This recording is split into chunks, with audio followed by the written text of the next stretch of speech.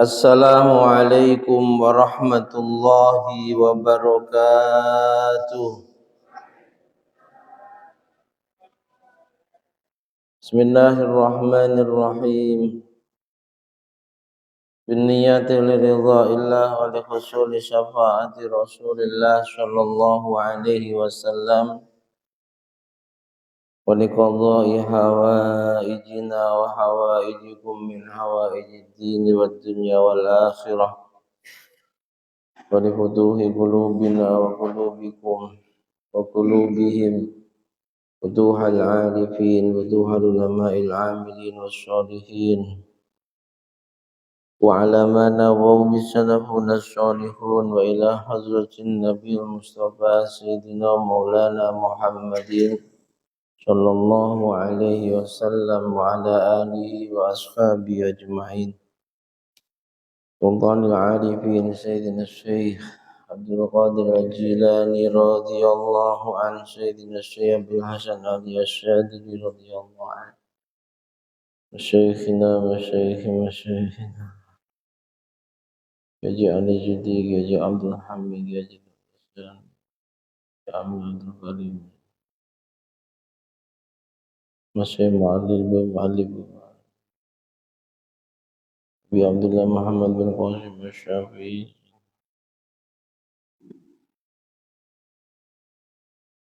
rahimahumullah wa ajarakumullah al-Fatihah. A'udzu billahi minasy syaithanir rajim. Bismillahirrahmanirrahim. Alhamdulillahi rabbil alamin. Arrahmanir rahim. Maliki yaumiddin. Iyyaka na'budu wa iyyaka nasta'in. Ihdinas siratal mustaqim. Siratal ladzina an'amta 'alaihim ghairil maghdubi 'alaihim waladdallin.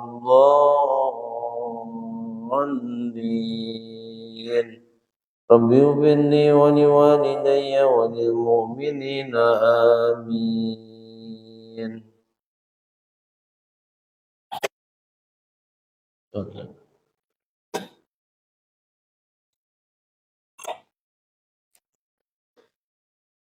Bismillah, alhamdulillah, wassalatu wassalamu ala rasulillah Sayyidina wa maulana Muhammad ibni Abdillah wa ala alihi wa ashabihi wa man nasarahu wa wala la hawla wa la quwwata illa billah. Subhanaka la ilma lana illa ma 'allamtana innaka antal alimul hakim. Rabbi shrah li sadri wa yassir li amri wahlul 'uqdatam min lisani yafqahu qawli amin amma ba'd.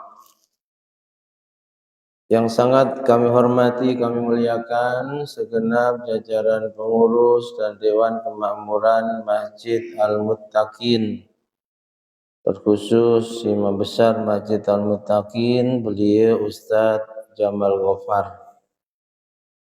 Yang juga sangat kami hormati, kami muliakan bapak-bapak, ibu-ibu, hadirin wal hadirat jamaah Masjid Al-Muttaqin khususnya dan semua yang hadir umumnya, kaum muslimin muslimat, mukminin mukminat, rahimana wa rahimakumullah wa asadakumullah.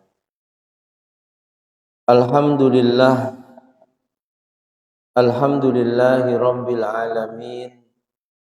Mari senantiasa kita panjatkan kehadirat Allah Subhanahu wa taala yang sungguh hanya karena limpahan rahmat, nikmat, taufik, hidayah serta inayahnya lah kembali malam hari ini kita bisa melangkahkan kaki kita, mengayunkan kedua tangan kita hadir di majlis mulia, majelis ilmu setelah sholat fardu berjamaah. Mudah-mudahan kehadiran kita ini tergolong orang-orang yang disebutkan oleh Nabi dalam sebuah hadisnya, huduru majlisil ilmi, hadir dan duduk di majlis ilmu, khairun min sholati alfi rak'ah, lebih baik dibanding sholat sunnah 1000 rakaat, lebih baik dibanding besuk 1000 orang sakit, lebih baik dan lebih utama dibanding takziah menghadiri 1000 orang yang mati. Mudah-mudahan amin amin Allahumma. Salawat salam semoga senantiasa tercurah limpahkan kehadiran beliau junjungan alam, sang pembawa pelita Islam, Nabi Agung Muhammad sallallahu alaihi wasallam, dengan ucapan doa Allahumma sholli wa sallim ala sayyidina Muhammad wa ala ali sayyidina Muhammad. Mudah-mudahan dengan segala kekurangan, kelemahan, kebodohan kita semua, Rasulullah berkenan mengakui kita sebagai umatnya dan kelak di hari kiamat mendapatkan syafaatnya. Amin amin Allahumma. Bapak Ibu hadirin wal hadirat jamaah semuanya yang dirahmati Allah, malam hari ini materi kajian kita faslun fid dibag, bab menjelaskan tentang masalah dibag. Apa itu dibag? Dibag itu menyamak.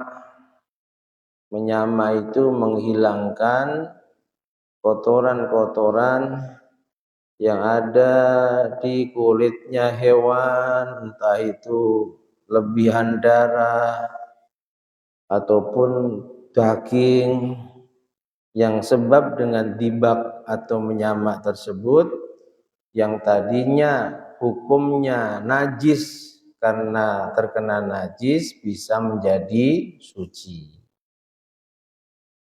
Bismillahirrahmanirrahim.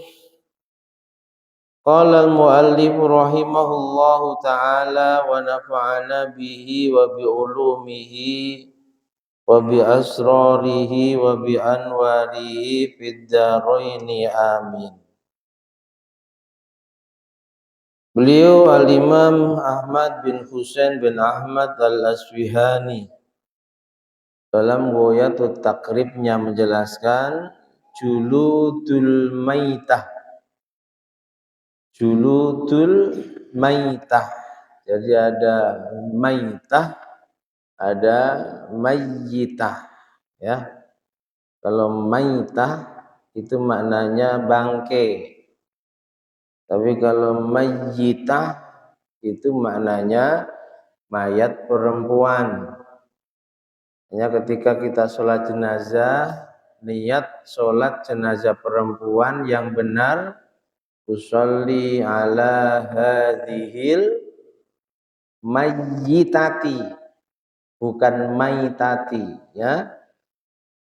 Karena kalau maitati menghinakan mayat, meskipun ya kalau sudah mati bangke, tapi lebih tepatnya mayyitati, mayit perempuan.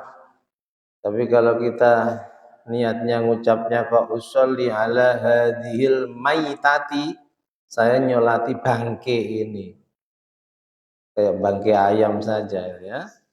Jadi mayyitati. Juludul maitah tadhuru bid-dibak illa jildal kalbi wal khinzir wa ma tawallada minhuma au min ahadihima. Kulitnya bangke. Bangke yang dimaksud adalah bangkainya hewan ghairu ma'kulil lahmi, yang tidak halal dimakan dagingnya. Ada kucing mati, berarti kulitnya itu kulit bangkai.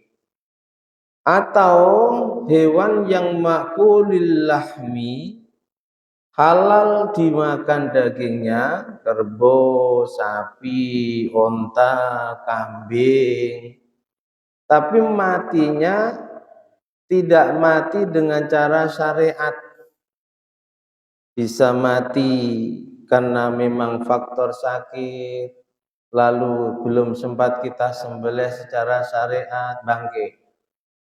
Mati karena tertabrak mobil, jatuh dari tempat yang tinggi. Kambing ini belum sempat kita sembelih, mati dia, bangkai. Kalau bangkai maka kulitnya najis dan bisa menjadi suci ketika kita melakukan dibag, penyamakan pada bangkai-bangkai tersebut, pada kulit bangkai tersebut. Harimau semisal, orang ke hutan nemu harimau mati. Bagaimana hukum kulitnya? Najis. Tapi ketika sudah disamak dengan benar menjadi suci. Lalu dijadikan jaket, baju, bahkan terkadang dijadikan sajadah. Enggak masalah. Kecuali kulitnya anjing, babi, dan hewan-hewan yang lahir dari keduanya atau lahir dari salah satu dari keduanya. Anjing melahirkan anak hasil hubungan dengan sesama anjing, tetap hukumnya sama dengan anjing. Begitu juga babi. Atau anjing melahirkan anak hasil hubungan dengan kambing, hukumnya tetap disamakan dengan hukum ibunya. Jadi kecuali kulitnya anjing, babi, dalam mazhab Syafi'i ya. Jadi dalam mazhab Syafi'i anjing najis mughalladhah. Babi 4 mazhab sepakat najis mughalladhah. Kalau anjing tidak sepakat. Ada mazhab yang menghukumi anjing tidak najis. Seperti mazhabnya Imam Malik. Kawan-kawan yang kuliah di Mesir itu cerita banyak guru-guru mereka yang ketika ngajar itu bawa anjing. Sebab dalam pandangan mazhab Maliki anjing tidak najis. Tahu ya? Tapi kalau babi sepakat. Sebab dalilnya jelas. Hurrimat alaikumul maitatu waddahmu walahmul khinzir. Diharamkan bagi kalian al-maitah, bangkai, dengan penjelasan tadi. Waddamu, darah. Walahmul khinzir, kecuali darah yang namanya hati dan limpa, itu tidak najis, boleh dikonsumsi. Walahmul khinzir, dan daging babi. Anjing itu kan hadisnya Nabi perintahkan ketika salah satu di antara kalian melihat anjing menjilati sebuah bejana, maka basuh bejana itu 7 kali, salah satunya campuri dengan debu yang suci. Itu dalilnya. Nah, Imam Malik ngotot dalil ini nggak bisa lalu kita hukumi anjing najis mughalladhah. Sehingga dalam pandangan mazhab Maliki anjing tidak najis. Tapi kalau ada bejana dijilati anjing tetap harus dibasuh 7 kali, salah satunya dengan debu yang suci, karena ta'abbudian, mengamalkan apa yang diperintahkan Nabi. Kalau selain mazhab Maliki itu sudah jelas, meskipun tidak secara nyata Nabi katakan anjing najis mughalladah, disamakan dengan najisnya babi yang ketika menjilati sesuatu juga diperintahkan untuk membasuh 7 kali, salah satunya memakai debu yang suci. Nah, al-hayawan alladhi yanjusu bil maut idza dubigo jilduhu yatahuru biddiba. Semua hewan yang mati sebab kematian, yang jusu, yang najis sebab kematiannya, itu tadi ya. Jadi kalau ada hewan yang tidak halal dimakan mati otomatis najis semua anggota tubuhnya hatta bulunya. Kalau masih hidup, anggota tubuh yang lepas dari tubuhnya hukumnya sama dengan bangkai hewan tersebut. Contoh yang sering jadi pertanyaan, kucing. Kucing itu punya banyak bulu dan bulunya gampang brodoli. Apa brodoli? Gampang lepas.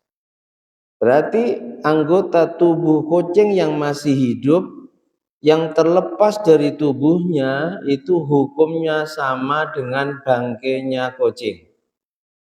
Berarti apa hukumnya? Hukumnya apa? Najis. Nanti dijelaskan di belakang kalau ada pertanyaan. Kalau tidak sementara hukumnya najis. Kalau yang lepas itu adalah ekornya sapi, masih hidup ekornya terputus. Hukumnya apa? Hukumnya apa? Disamakan dengan hukum bangkainya sapi ketika disembelih dengan syar'i. Hukumnya, jadi hewan itu ada makulul lahmi, hewan yang halal dimakan, ada ghairu makulil lahmi, hewan yang tidak halal dimakan. Yang halal dimakan ya ayam, kerbau, kambing, unta dan sejenisnya, burung. Halal dimakan ketika disembelih secara syariat. Kalau disembelih tidak dengan cara syariat, maka bangkai haram hukumnya dimakan.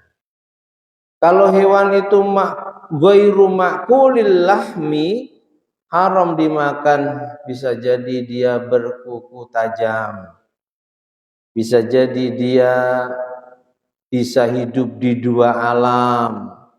Ini meskipun disembelih secara syariat, hukumnya tetap bangkai yang haram dimakan. Paham ya? Sawa'un fi dzalika maqulul lahmi wa ghairu.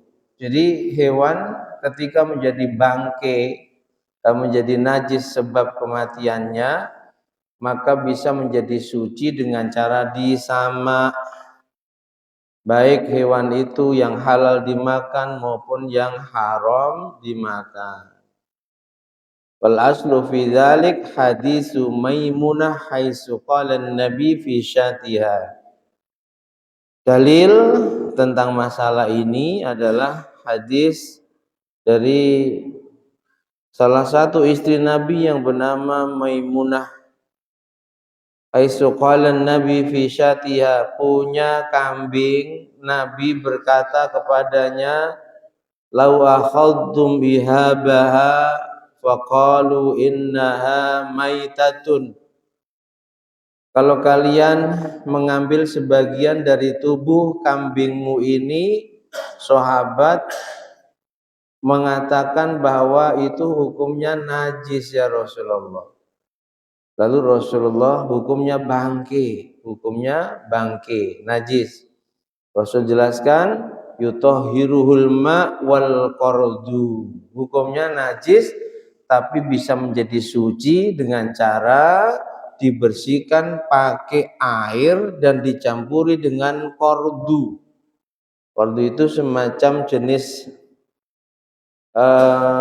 tanaman yang itu mengandung rasa asam yang luar biasa, sehingga ketika digunakan untuk membersihkan kotoran-kotoran yang menempel pada kulit hewan, entah sapi, kerbau, kambing, darah, daging, itu bisa bersih. Itulah menyamak. Menyamak itu membersihkan fudulat, lebih-lebihan dari hewan yang telah mati menggunakan bahan yang kasar, rasanya asam, yang benar-benar ketika digunakan itu bisa membersihkannya. Wa an Ibnu Abbas radhiyallahu anhuma anna Rasulullah qala. Hadis riwayat sahabat Ibnu Abbas, Rasulullah pun pernah mengatakan, idza dubigol ihab faqad tahara.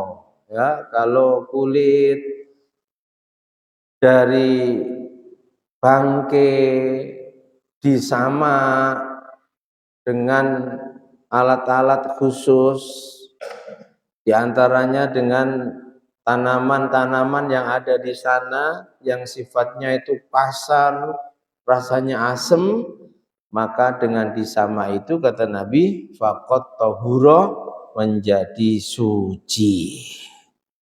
Summa idza dubigol jild tahara zahiruhu qat'an. Kalau sudah disama, maka ada dua pendapat, apakah yang suci dohirnya saja atau juga sampai dalam. Pendapat pertama mengatakan yang dohir saja, pendapat kedua, dan ini qaul masyhur, qaul jadidnya Imam Syafi'i, luar dalam dengan disamak menjadi suci, sampai andi hasil samakan kulit bangke itu dibuat sholatnya juga menjadi sah. Bagaimana cara menyamak? Wa kaifiyatud dabgi. Ini ya pekerjaan orang yang biasa buat tas dari kulit, sepatu dari kulit, ya macam-macam yang bahannya itu kulit, itu sebelum diproses menjadi tas itu disamak dulu. Cara mensamak ayyan zi'afudulal jilid mimma yu'affinuhu minad-dam wa nahwi bi syai'in khirrif ka'afsin. Menyamak itu menghilangkan hal-hal yang melekat pada kulit, ya. Kalau kita nguliti hewan itu kan nggak bisa bersih, ada sesuatu yang melekat, entah itu daging, entah itu apa, darah bahkan, nah, itu dihilangkan. Dengan apa? Dengan menggunakan bahan yang asam atau pahit, kasar, asam, pahit. Di antaranya menggunakan tanaman yang bernama afsin. Afsin. Nah, ini adanya di sana ya. Walau kanal harif, atau semisal di sini ada bahan yang seperti itu yang tujuannya untuk menghilangkan daging-daging, kulit-kulit yang menempel melekat pada kulit, sangat mudah. Bahkan meskipun bahan itu dari najis. Yang sering digunakan itu apa? Yang sering digunakan kadzarki hamam. Dzarki hamam. Hamam itu manuk doro, burung merpati. Kotorannya itu terkenal rasanya asam campur pahit, ya, mungkin sudah merasakan itu ya, menyebutkan rasa asam campur pahit, dan untuk menghilangkan sisa daging maupun yang lain yang melekat pada kulit itu sangat cepat. Meskipun bahan yang digunakan untuk menyamak sifatnya najis, tetap setelah disamak lalu disucikan dengan cara dibasuh sampai benar-benar hilang rasa, bau, dan juga bentuknya, maka setelah disamak hukumnya menjadi suci. Hukumnya menjadi suci. Nah, selesai. Ada yang pernah praktek nyamak? Saya belum, tapi kalau melihat sering. Kalau lebaran itu Pak, lebaran kurban ya. Wah, itu banyak yang kaya mendadak. Banyak yang punya duit banyak mendadak. Di antaranya saya. Kenapa? Karena di sana itu kulit itu jadi uang. Kalau di sini paling dibakar, bahkan banyak dibuang. Di sana itu dijual, Pak. Jadi dari tempat kami kira-kira setengah jam ada pabrik sepatu yang ekspor. Itu membutuhkan kulit. Nah, kita tukang sembelih, terus di kampung kami itu masih banyak yang korbannya di rumah. Sebab masjid terlalu jauh. Kalau diikutkan masjid, tetangganya nggak kebagian. Beda di sini, hampir tiap RW ada masjid, sehingga disentralkan di masjid. Masih banyak, Pak. Jadi kita ini pokoknya mulai tanggal 10, 11 itu keliling. Karena jamaah minta disembelih di rumah, sebab kalau di masjid, sing renes, sing pinggir masjid. Yang banyak kebagian daging itu ya yang dekat masjid, sementara jauh tetangganya nggak dapat. Itu kalau di sana, terlebih kalau akikah, meskipun itu nggak ada yang nyuruh, tapi menjadi tradisi.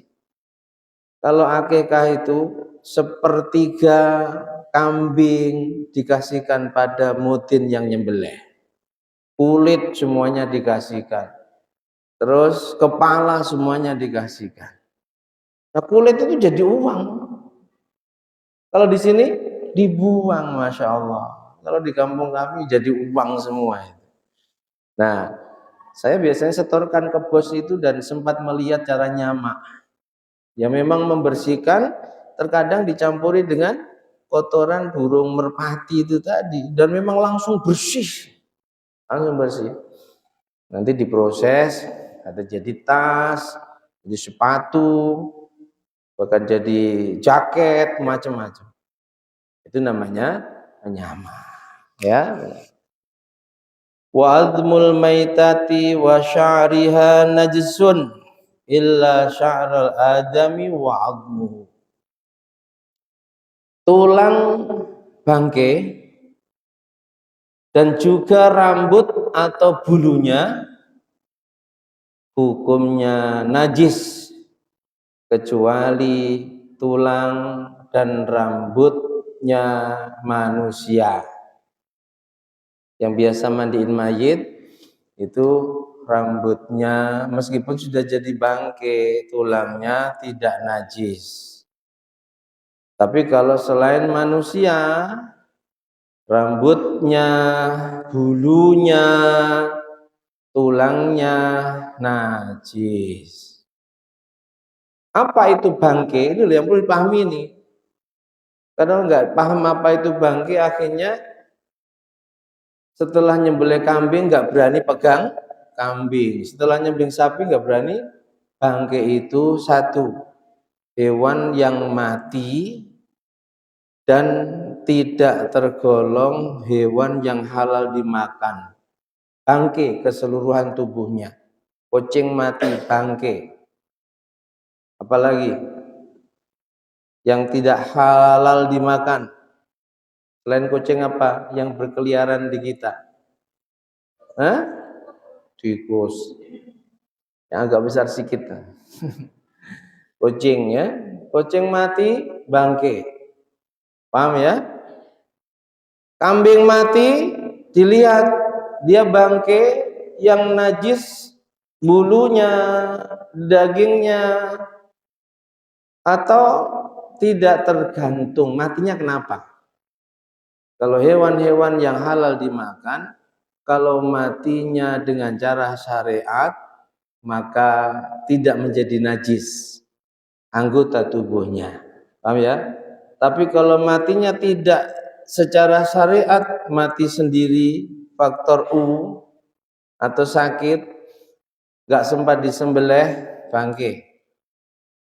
Kalau bangke, memegang bulunya dan salah satu dari pemegang atau yang dipegang basah, najis. Paham ya? Najis. Kalau disembelih secara syariat tidak najis. Nah, kembali ke permasalahan bulu kucing.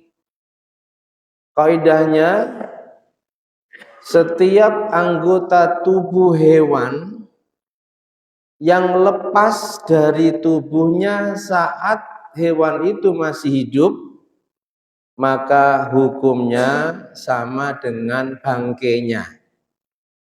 Paham? Sama dengan bangkainya. Jadi kalau yang lepas itu dari hewan yang haram dimakan, otomatis hukumnya najis. Hukumnya najis.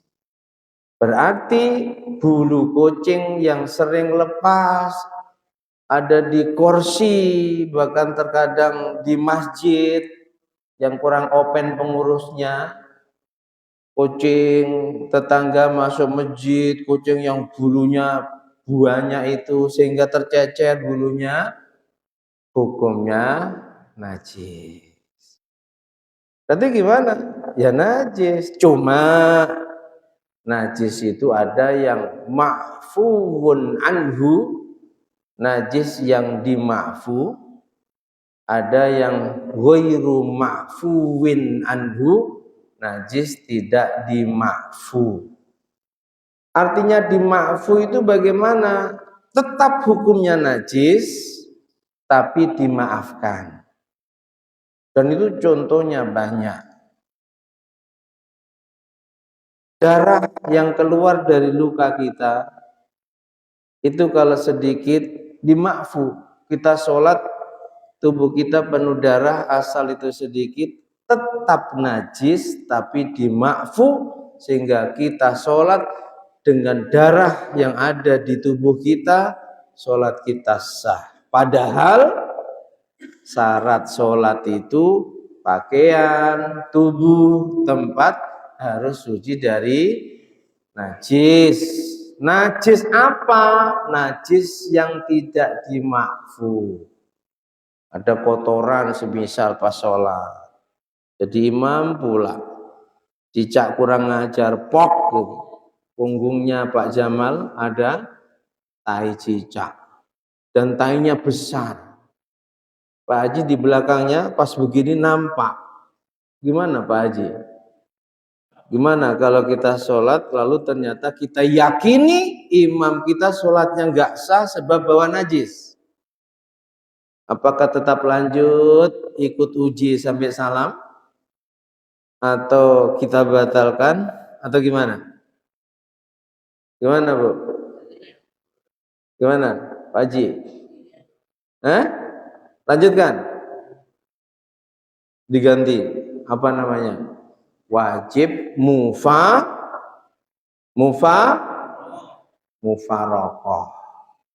Mufarokoh itu berpisah dengan imam. Kalau kita yakin imam kita sholatnya nggak sah, sebab jelas ada tai cicak besar di punggungnya, harus segera pisah. Kalau sudah niat pisah, nggak boleh, lalu gerakan kita masih tetap mengikuti imam, nggak boleh. Malu masa kita pisah dilihat orang lain kayaknya kurang bagaimana, nggak boleh. Jadi kalau sudah niat mufarokoh, tak boleh kita mengikuti gerakan imam, harus lanjutkan sendiri. Entah lebih lambat atau lebih cepat, kita tak boleh mengikuti gerakan imam. Nah, bulu kucing itu pun demikian. Kalau sedikit dima'fu, artinya kita sholat mungkin di tubuh kita ada bulu kucingnya, maka enggak apa-apa. Kalau banyak dan kita bisa menyingkirkan terlebih dulu sebelum sholat, maka tidak dimaafu. Tapi kalau banyak sehingga kita sulit menghindarinya, namanya umumul balwa. Sering ada kejadian, bukan di Batam ya, di daerah tertentu khususnya yang daerahnya itu banyak digunakan bisnis liur apa namanya, burung apa? Burung walet. Itu terkadang ada satu musola yang penuh dengan kotoran burung walet dan kotoran hewan-hewan yang lain.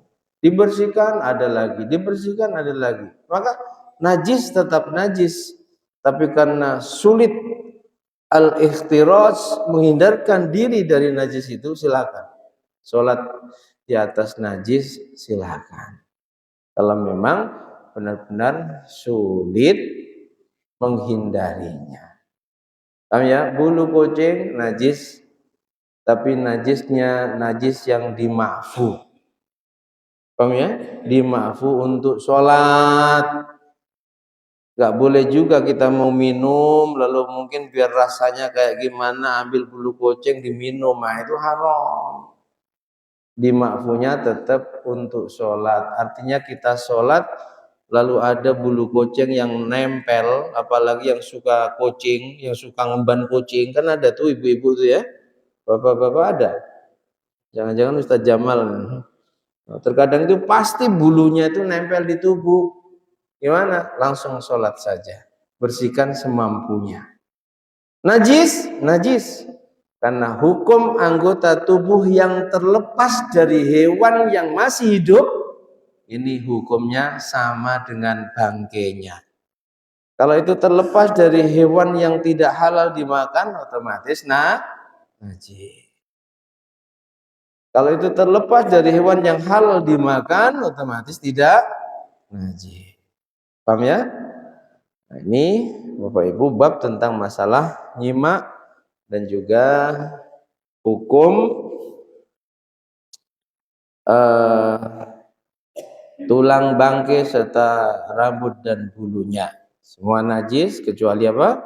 Kecuali bulu atau dagingnya, bangkainya manusia. Itu hukumnya tidak najis. Faslun fi aniyatiz zahab wal fiddah. Berikutnya nanti menjelaskan tentang hukum minum dari bejana yang terbuat dari emas dan perak. Saking kayanya mungkin. Sendoknya emas dan perak, piringnya emas dan perak. Juga hukum memakai emas dan perak bagi laki-laki. Dan juga pembahasan apakah emas putih itu termasuk emas yang diharamkan? Karena ada emas putih, ada emas kuning. Ibu-ibu nggak jauh kayaknya nggak punya emas. Itu hukumnya apakah sama atau tidak? Insyaallah kita lanjutkan pada pertemuan berikutnya. Mudah-mudahan panjang umur semuanya. Amin. Sehat jasmani rohani, istiqomah hadir di majelis-majelis mulia seperti malam hari ini. Amin Allah. Wallahu a'lam bishawab. Al-Fatihah.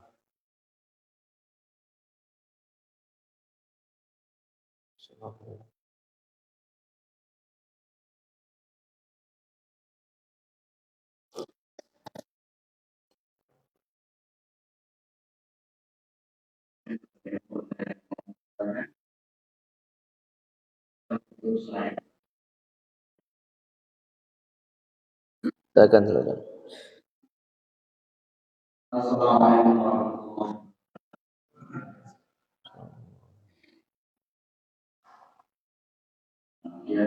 wabarakatuh. Orang mana? Jadi terkait dengan masalah pernah ada video sebutan di WA, di Facebook dan lain-lain, karena siapapun sudah bebas untuk menyampaikan ilmu walaupun dia tanpa punya ngaji, kalau dia Jerman sebelumnya dia dan pernah kita sampaikan ada seorang ustaz menyampaikan bahwasanya ketika sholat dalam tubuhnya ada semua maka sholatnya. Jadi kemarin ada salah menyampaikan bahwasanya dalam tubuhnya ada berbagai semua maka sholatnya biasa karena dalam tubuhnya ada berbagai.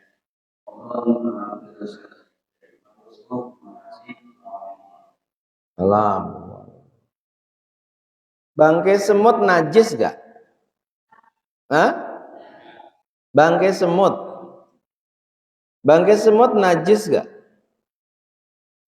Kenapa tidak najis? Apakah semut halal dimakan? Ada yang suka makan semut ya? Beda kalau Pak Joko, semutnya semut Afrika. Najis gak? Semut haram dimakan. Bangkainya najis. Berarti kalau kita sholat bawa bangkai semut, kita bawa najis. Sholatnya sah tidak? Nah itu berarti ngajinya hanya baru sampai bangkai semut najis.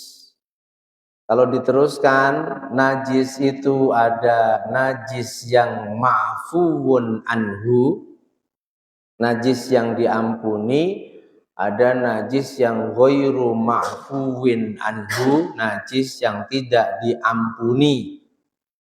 Kalau orang sholat kok di tubuhnya ada najis yang diampuni, maka sah, lanjut sholatnya. Apa contoh darah yang keluar dari luka yang ada di tubuhnya? Contoh lagi nanah yang keluar dari jerawat batunya. Pasti terkadang itu di sholat keluar nanah. Kira-kira sedikit apa banyak? Sedikit. Kecuali kalau sampai banjir nanahnya, nah itu najisnya tidak diampuni. Kalau hanya sedikit, maka najis, tapi diampun. Begitu juga semut, begitu juga kutu, penuh kutu rambutnya, lalu karena nggak kuat dipeli, sampai ada suaranya. Berarti ada bangkai di kepalanya, bahkan ada darah. Ya, termasuk dimakfu lagi bangkai yang hewan itu tidak punya darah yang mengalir, saking kecilnya. Ya semut itu dikatakan besar ya tetap kecil. Ya, jadi nggak salah sebenarnya, cuma tidak dituntaskan jawabannya. Najis, cuma tergolong najis yang diampuni. Saat hujan, zaman dulu belum ada aspal seperti sekarang. Lalu kita ke masjid pakai sarung, di jalan penuh kotoran, entah itu kotoran kuda, sehingga terkadang kita lewat ada percikan air dari kotoran kuda terkena baju kita. Kena najis gak? Najis. Mestinya buat sholat tidak sah. Tapi karena percikan air najis dari kotoran saat hujan itu kita sulit menghindarinya, tergolong najis yang dimakfu. Dimakfu itu diampuni. Kita sholat membawa najis-najis tersebut, hukumnya sah. Paham ya? Untuk sholat, dimakfu untuk sholat. Kalau untuk makan minum tetap tidak dimakfu. Karena biasanya makannya sego berkat, malam gak ada hajatan, lapar, goreng, semut, semisal buat makan. Itu enggak dimaafi. Jadi dimaafi itu hanya dalam sholat. Enggak boleh kemudian kita minum dicampuri bangkai semut. Enggak boleh. Paham ya? Jadi hukumnya bagaimana? Ya tetap hukumnya najis tapi dimaafu. Contoh najis dimaafu itu banyak sekali banyak. Nanti kita akan sampai pada bab itu ya. Sehingga kita ini tidak menjadi orang yang selalu was-was dalam beribadah. Oh ternyata ini memang najis dimaafu. Yassiru wala tu'assiru. Agama buatlah mudah, jangan dipersulit. Kalau memang ada yang memudahkan syariat itu, ya, contoh masalah tadi dimaafu, ya jangan dipersulit. Jangan dipersulit. Saya kira itu ya.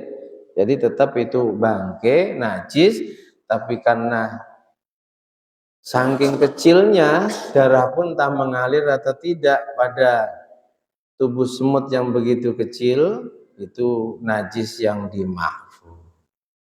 Sehingga enggak apa-apa dalam sholat. Cukup ya? Tapi kalau kita bisa menghilangkan terlebih dulu sebelum kita sholat, lebih baik hilang. Saya kira itu, ibu-ibu.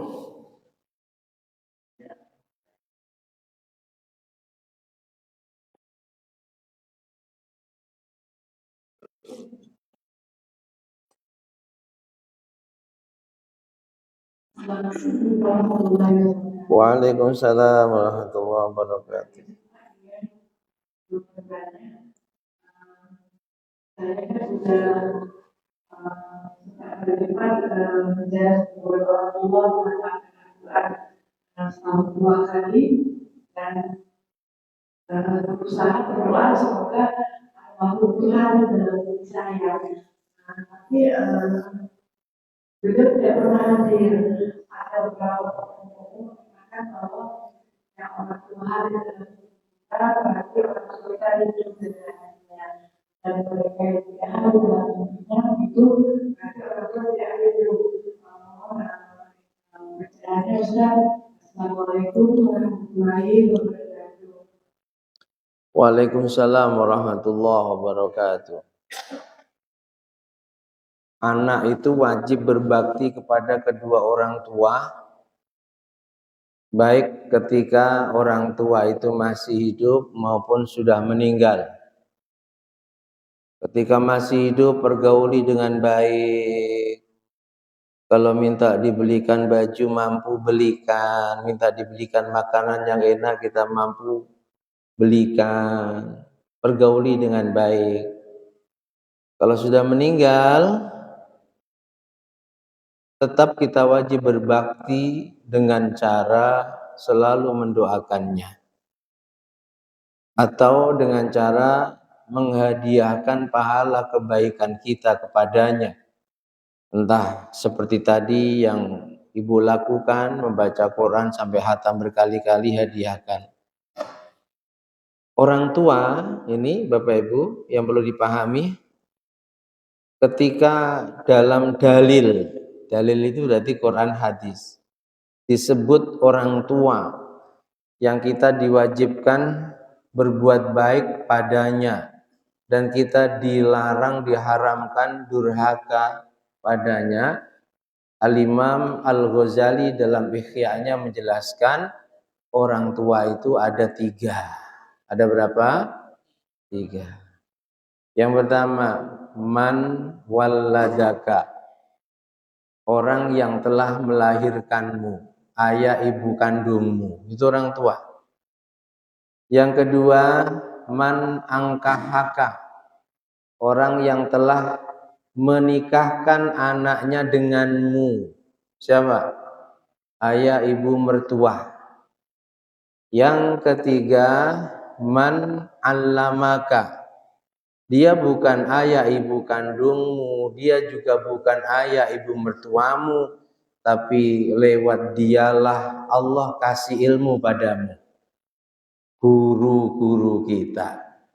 Baik orang tua kandung, mertua maupun guru, itu orang tua yang kita diperintahkan berbuat baik padanya dan kita dilarang mendurhakainya.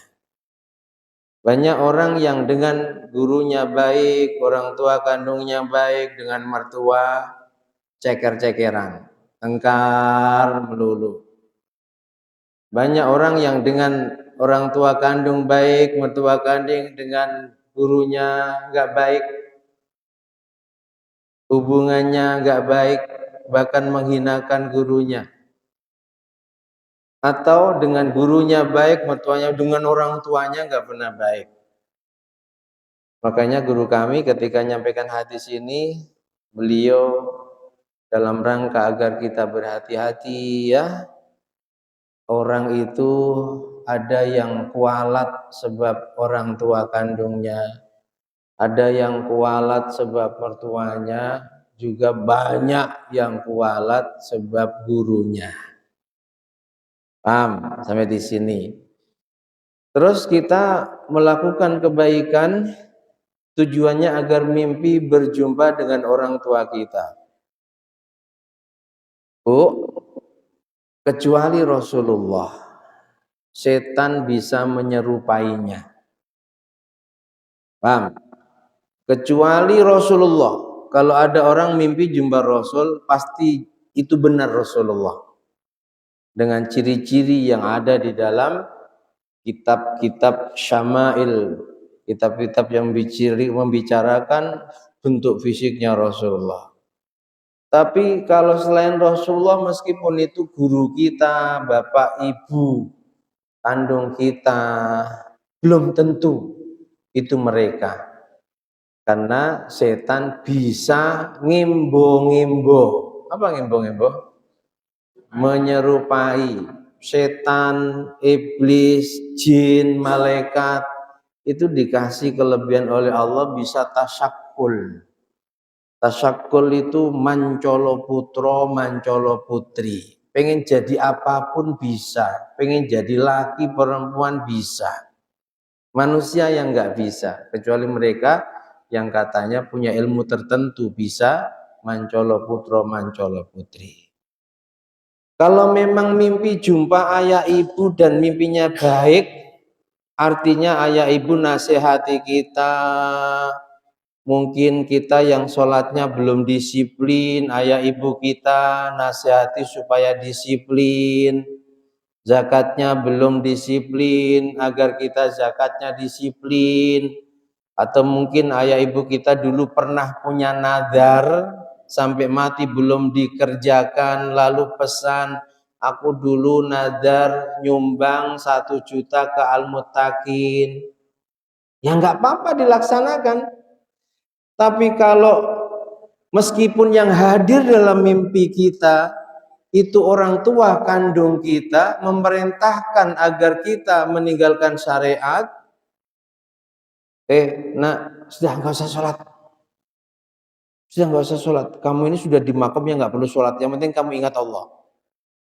Meskipun yang hadir itu ayah ibu kandung kita, jangan percaya. Dalam manaqib diceritakan Syekh Abdul Qadir Al-Jilani itu dijumpai sosok sinar yang sangat besar. Lalu sosok sinar itu berkata, "Hei Abdul Qadir, mulai saat ini kamu gak usah sholat. Sudah dibebaskan kamu."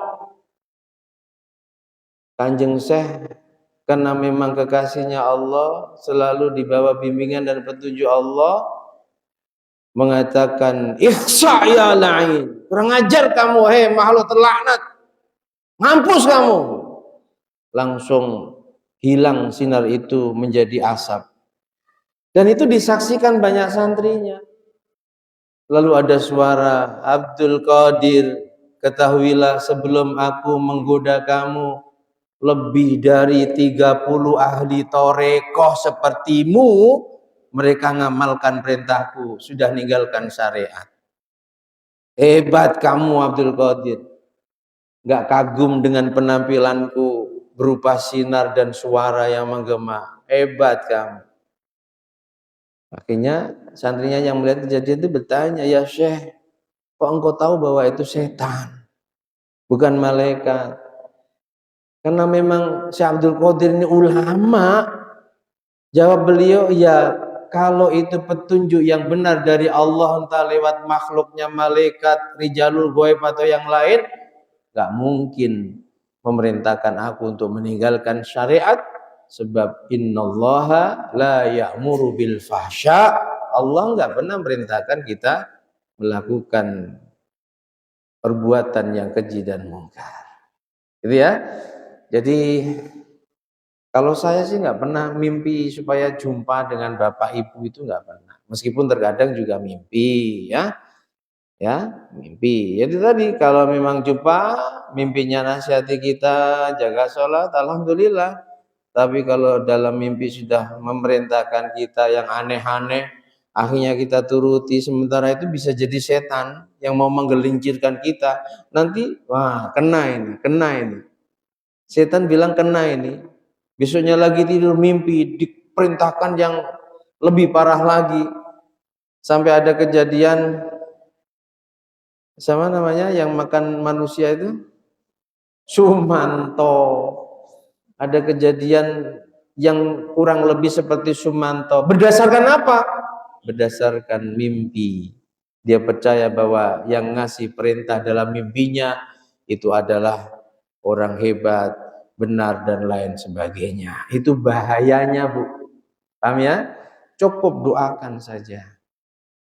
Karena kalau yang bermimpi itu bukan orang yang kuat zahir batinnya, kuat ilmunya, kuat imannya, bisa jadi dilaksanakan sebagaimana isyarah dan petunjuk yang diperintah, yang diterima Sumanto dalam mimpinya untuk memakan daging manusia sebanyak berapa? Nah, itu bahaya. Itu ya Bu ya. Ya, cuma ada seorang wali namanya Imam Sabit Al-Bannani. Itu diberi kelebihan tiap malam Jumat istiqomah ziarah keliling.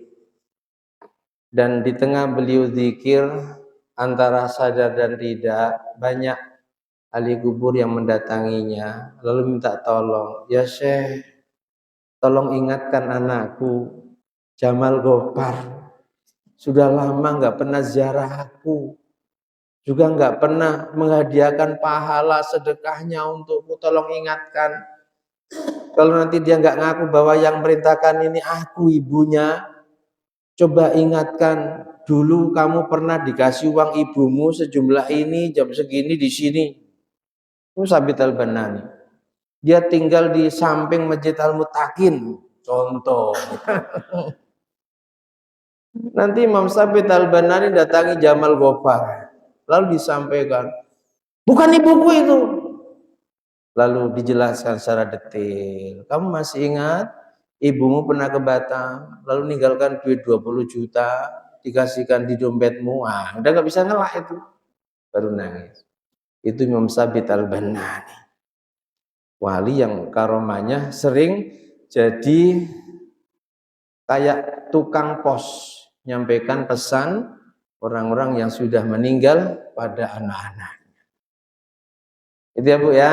Jadi nggak usah kalau kita berbuat baik pada orang tua kita, tujuannya agar datang di mimpi kita, nggak usah. Andi datang, terus kebaikan apa yang kira-kira bisa kita dapatkan? Ya paling kita mandang, ngobrol dengan beliau, ya kan? Tapi apakah kita berani menggaransi bahwa itu benar orang tua kita? Kecuali kalau Rasulullah. Sebab selain Rasulullah, bahkan itu para nabi dan rasul, iblis bisa menyerupai. Paham ya? Menyerupai. Saya kira itu. Nah, kalau nasihatnya dalam mimpi kok nggak baik, melanggar syariat, ya jangan ikuti. Jangan ikuti. Kalau sekali kita ikuti, dia akan datang lagi. Akhirnya nanti akan menjadi Sumanto, sebab petunjuknya Kamu ingin sakti, makan daging manusia.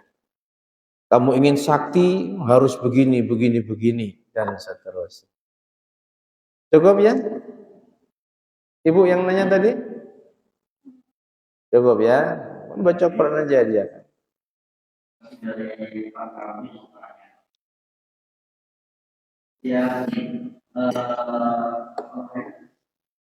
dari korban dia nggak mau menerima daging korban.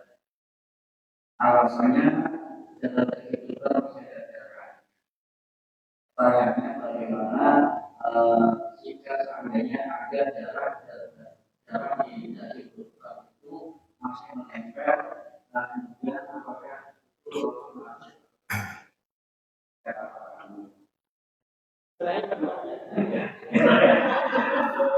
Ayo, saya kira kalau paham penjelasan tadi sudah tahu jawabannya ya. Darah daging korban najis tidak? Kambingnya disembelih dengan cara syariat tidak? Darah tetap najis, ya. Tapi najisnya bisa tergolong najis di ma'fu. Dan najis itu pun bisa disucikan. Bukan kok darahnya yang disucikan, tapi daging yang mungkin tercampur darah, darahnya dibersihkan, beres. Besok lagi kalau ada yang nggak mau terima, bawa saja ke Lukmania. Saya terima ya. Bawa saja ke Lukmania. Ya, jadi jangan sedikit-sedikit, ini najis, menyalahkan panitia pula dan lain sebagainya. Ya, dah, saya kira itu. Ada lagi? Ya, oke.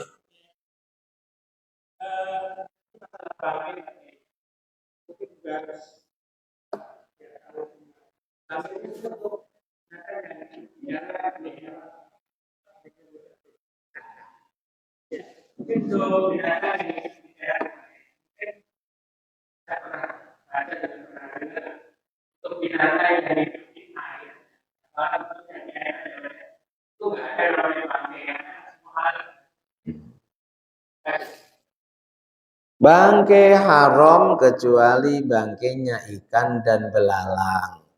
Itu hadisnya ya. Artinya kalau kita makan ikan nggak perlu disembelih. Meskipun sebesar apapun ikan sudah digoreng saja makan dagingnya. Belalang pun demikian. Dulu waktu kita kecil sering kok makan belalang. Dipotes saja dibakar enak. Belalang kayu kalau di kampung kami bukan walang sangit ya. Ada belalang sangit itu bukan. Karena semua bangkainya ikan dan belalang itu. Jadi meskipun sampai ada yang berpendapat meskipun ikannya berbentuk anjing tetap itu halal bangkainya. Halal bangkainya. Jadi nggak perlu disembelih. Kan ada yang kalau lele terlalu besar harus disembelih. Itu syariat dari mana? Ya enggak, cukup dikeprui saja dibakar. Paham ya? Kalau buaya ya tetap haram. Haramnya bukan karena dia hidup di air, tapi dia tergolong binatang buas. Juga bisa amfibi, hidup di dua alam. Cukup? Ibu-ibu ada? Enggak? Lanjut ya. Bulan depan insyaallah. Panjang umur semuanya. Amin Allahumma. Bismillahirrahmanirrahim. Alhamdulillahirabbil alamin. Allahumma shalli wa sallim ala sayyidina Muhammad wa alihi. Ij'al ya Allah jam'ana hadza jam'an marhuma waj'al tafarruqana min ba'dihi tafarruqan ma'suma. Allahumma anfa'na ma 'allamtana wa 'allimna ma yanfa'una zidna ilman nafi'a wa amalan shalihan.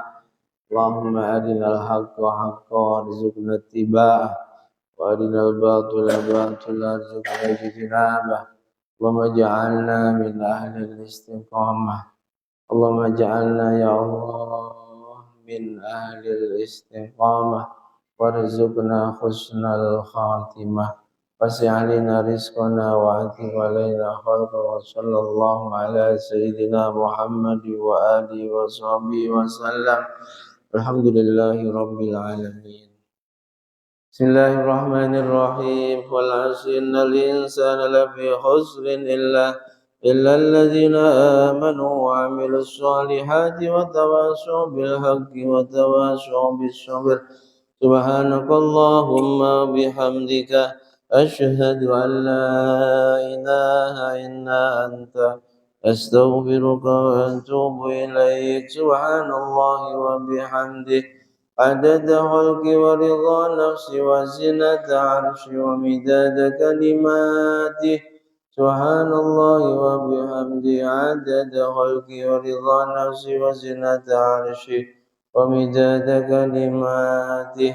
سبحان الله وبحمده عدد خلقي ورضا نفسي وزنة عرشي ومداد كلماته. سبحان الله والحمد لله ولا إله إلا الله والله أكبر ولا حول ولا قوة إلا بالله العلي العظيم. عدد ما علم الله وزنة ما علم الله وملء ما علم Allah. Demikian, ada kurang dan lebihnya mohon maaf. Akhirul kalam, hadanallahu wa iyyakum ila thoriqil qawim. Wal afu minkum. Assalamualaikum warahmatullahi wabarakatuh. Sallu ala Nabi Muhammad.